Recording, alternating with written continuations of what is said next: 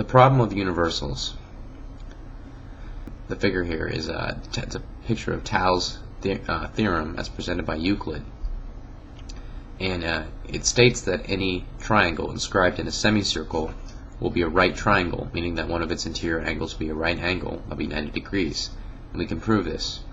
We do that by setting the base of the triangle across the diameter of the circle, and that's line AB. And then we place point C halfway between A and B, which is the center of the circle.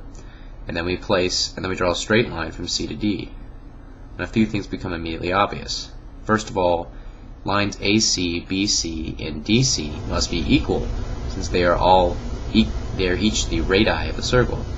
It follows the triangles ADC and BCD are both isosceles triangles, that is, that their base and angles are equal.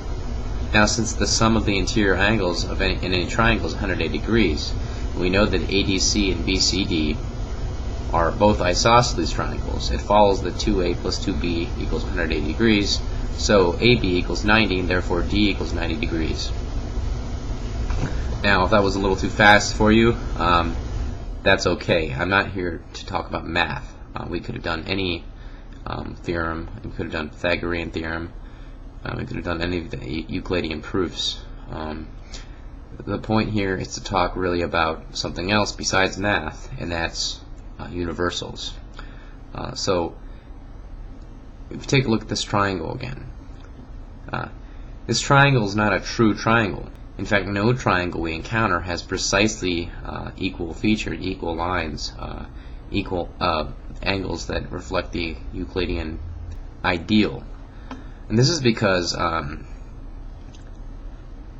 no matter how precise the machine we used, even if we were to build a triangle right out of atoms, it would fail to be perfectly straight, and hence would not qualify as these wouldn't qualify as true lines. Okay, so the proof is not strictly true of the triangle pictured here, but rather it's true of some ideal triangle whose properties your intellect can access, my intellect can access, which we can't physically encounter. Geometrical proofs are only adequate in real life to the extent that material triangles resemble an ideal triangle. So, according to Plato, the ideal triangle is real and, as it were, primary, while material triangles are some sort of shadowy reality which we must get past to get to the real triangle. So the ideal, also called the form, itself is a universal entity, such that particulars can be understood in light of the form. And this implies that the ideal is real in some sense, indeed more real than the particulars.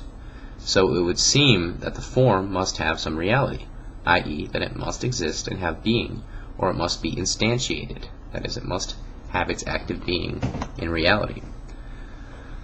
But our universal triangle has to be either scalene, having no equal sides or angles, or isosceles, which for our purpose will mean having at least two equal angles.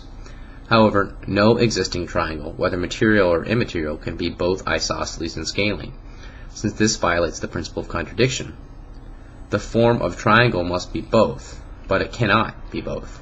Or it must be neither, but then it can also not be neither if it's the form of triangle. If we posit one ideal form for isosceles and another ideal for scalene, then we have two ideal forms of triangles. And then how can they both be triangle? What common active being do they have? That is, triangle. If we say three-sidedness, then we must speak of a three-sided something, but this something must be scalene or isosceles. Hence the problem. It would seem that a universal called triangle cannot exist in reality, but there is because there's no active being. There's no active being which is common to all triangles. There is no thing which can be the ultimate triangle, as it were. But triangleness seemingly must exist because we can understand and even measure individual triangles via the ideal form of triangle and its respective properties. We therefore have a basic paradox at the beginning of our thoughts. Reality seems to contain universals, common acts of being by which we can classify and understand it, but it seems that such common acts of being cannot exist in principle.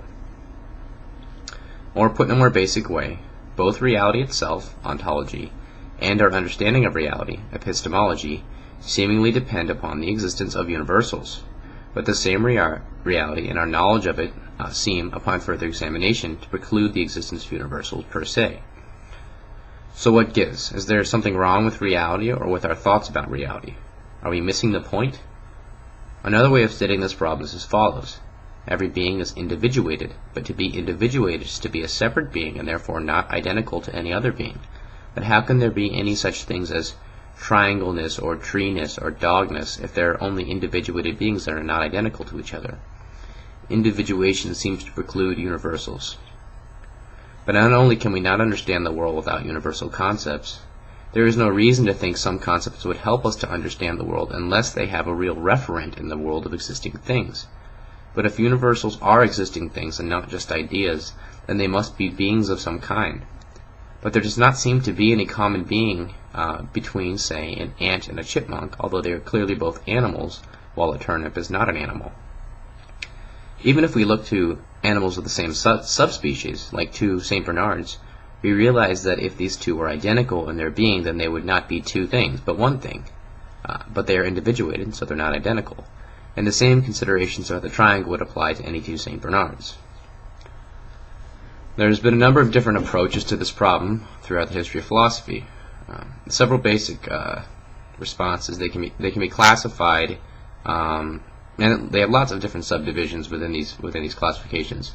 But I'm gonna put them in two basic categories. One is the realist approach, and the second is the nominalist approach, which is also called the anti-realist approach.